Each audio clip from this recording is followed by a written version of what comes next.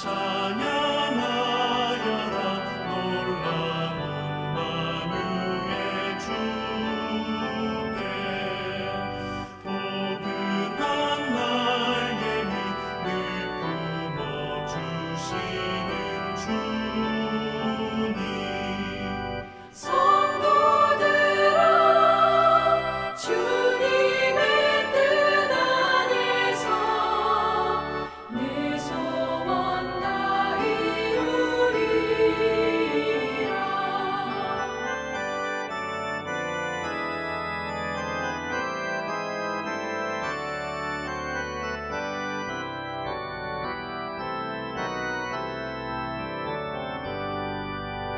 다 찬양하여라 온 몸과 마음을 바쳐 이 세상 만물이 주 앞에 다 나와 찬양 성도들아 기쁘게 소리 높여 영원히 찬양하여라.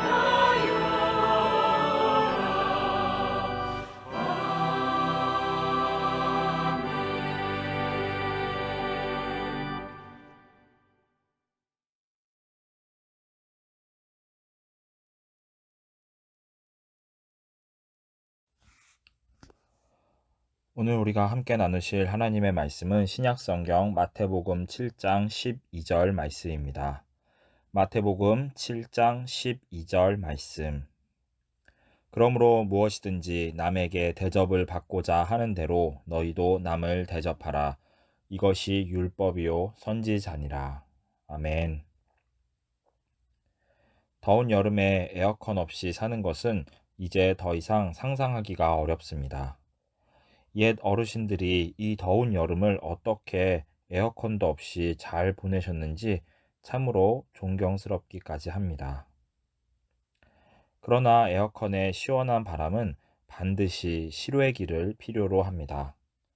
다시 말해서 실내에서 쾌적한 환경을 누리기 위해서는 바깥으로 더 뜨거운 바람을 내보내야 하는 것이죠. 도시에 있는 대부분의 건물에서 에어컨을 가동하면 거기서 나오는 뜨거운 열기로 인하여 도시 전체의 온도가 약 2도 정도 상승한다고 합니다. 결국 에어컨은 실내에서 시원한 바람을 누리기 위해서 바깥 공기를 더 뜨겁게 만드는 모순적인 일을 하는 것이죠. 그런데 저는 에어컨이 가지고 있는 이 모순적인 성격이 마치 현대 사회의 우리 모습을 상징적으로 보여주는 것만 같습니다.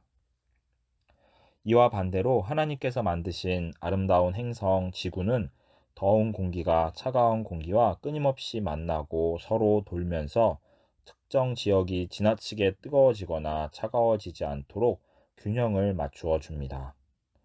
우리 인간이 만든 문명의 이기인 에어컨이 단절과 이기심의 태도를 대변한다면 하나님께서 만드신 이 자연 세상은 연결과 순환을 통하여 공생의 원리를 잘 드러내 보여줍니다. 물론 우리 그리스도인들도 무더운 날씨에 어쩔 수 없이 에어컨을 사용할 수밖에 없지만 적어도 우리 마음과 자세는 하나님께서 만드신 이 원리를 따라야 할 줄로 믿습니다. 마태복음에서 예수님께서는 자신의 제자들에게 착한 행실, 즉 선행을 요구하셨습니다. 이러한 착한 행실을 통하여 하나님 아버지께서 영광을 받으신다고 말씀하셨죠. 일반적으로 우리는 다른 이를 도와주고 배려하는 것은 우리의 삶과 마음이 어느 정도 여유가 있을 때 가능할 것이라고 생각합니다. 그런데 예수님의 제자들과 초대교회 그리스도인들은 너무나 힘들고 고된 매일의 삶을 살고 있었습니다. 그들은 오늘 일용할 양식과 또 내일을 염려해야만 하는 가난과 궁핍, 핍박, 그리고 이로 인한 정처 없이 떠도는 삶을 살고 있었습니다. 쉽게 말해서 내 코가 석자인데 도대체 누가 누구를 돕고 선행을 베푼다는 것인지 아마 예수님의 산상수훈을 듣던 제자들은 이러한 생각을 했었을지도 모릅니다. 많은 사람들은 여유가 있어야 선행도 하고 나눔도 할 수 있다고 생각하지만 예수님께서는 풍성한 가운데서가 아니라 부족하고 궁핍함 가운데에서 서로 나누고 도우며 살기를 원하셨습니다. 구약시대의 이스라엘 백성들 또한 마찬가지였습니다. 그들은 이집트에서 나와 자유로운 사람들이 되었지만 광야에서의 삶은 여전히 풍족함과는 거리가 매우 멀었습니다. 그러나 그럼에도 불구하고 하나님께서는 이스라엘 백성들에게 나그네를 도와주고 베푸는 삶을 살으라고 명령하셨습니다. 그리고 그렇게 살아야만 하는 이유로 그분께서 제시하신 것이 참으로 흥미롭습니다. 상식적으로 너희가 이제 여유가 조금 생겼으니 너보다 더 어려운 사람들을 도와주거라 는 방식으로 하나님께서 명령을 하셔야 할 것 같은데 하나님께서는 이와 전혀 다른 이유를 제시하셨습니다. 너희도 이집트에서 나그네로 살면서 그 억울함과 외로움을 잘 알고 있으니 나그네들을 잘 도와주거라 라고 하나님께서는 말씀하셨습니다. 다시 말해서 부자가 되었으니 이제는 가난한 자를 도와주거나 여유 있는 자가 되었으니 도움이 필요한 자에게 자비를 베풀어라 라는 방식이 아니라 너희도 과거에 나그네로서 살았으며 지금도 나그네의 삶을 살고 있으니 다른 나그네들을 도와주거라 라고 명령하신 것입니다. 하나님께서 이스라엘 백성들에게 원하신 것은 우월의식을 가진 채로 다른 민족들을 도와주는 것이 아니라 동질의식을 가지고서 다른 이들을 도와주기를 바라셨습니다.